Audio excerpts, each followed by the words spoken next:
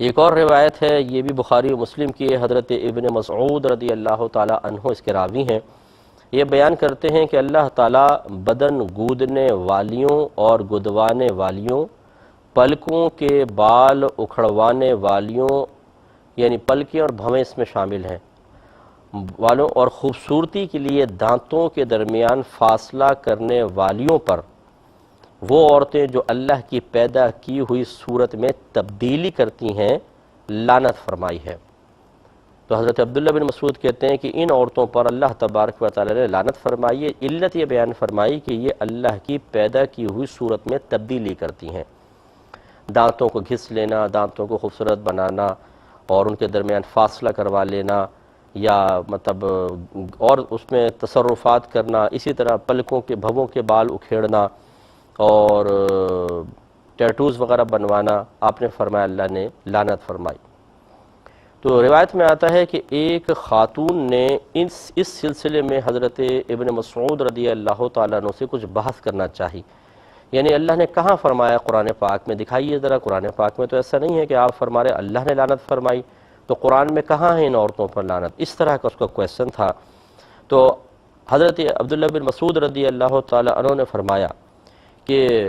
میں کیوں نہ ان عورتوں پر لعنت کروں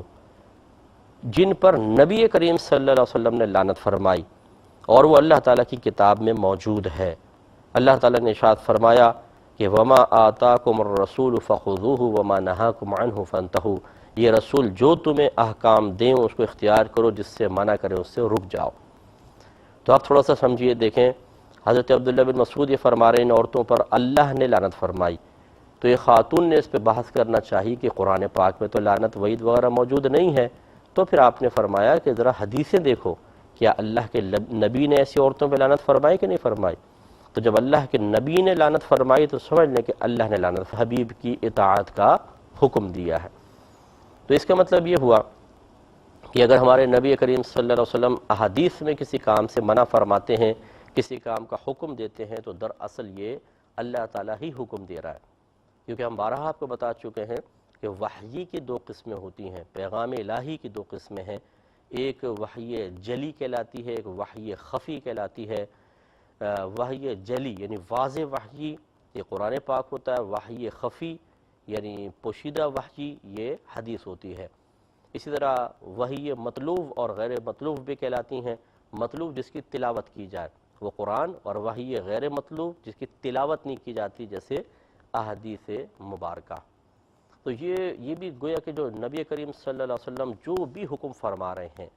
وہ اپنی طرف سے نہیں کر رہے، وہ تو اللہ تبارک و تعالیٰ کا ایک پیغام ہے جو اس نے قرآن پاک میں بعض اوقات ذکر نہیں کیا ہوتا، یا کیا ہوتا تو اجمالی طور پہ کیا ہوتا ہے، وہ اپنے حبیب کے ذریعے لوگوں تک پہنچواتا ہے۔ لہٰذا اسی وجہ سے فرمان مصطفیٰ صلی اللہ علیہ وسلم کو بھی وحی الہی کہا جاتا ہے۔ تو اگر سرکار نے لعنت فرمائی کسی پہ تو گویا کہ اللہ تعالیٰ نے لعنت فرمائی۔ تو اس سے ہماری بہنیں ذرا درس حاصل کریں، ٹیٹوز بنوانے والی، اسی طرح بھووں کے بال اکھیڑنے والی، اس میں لیکن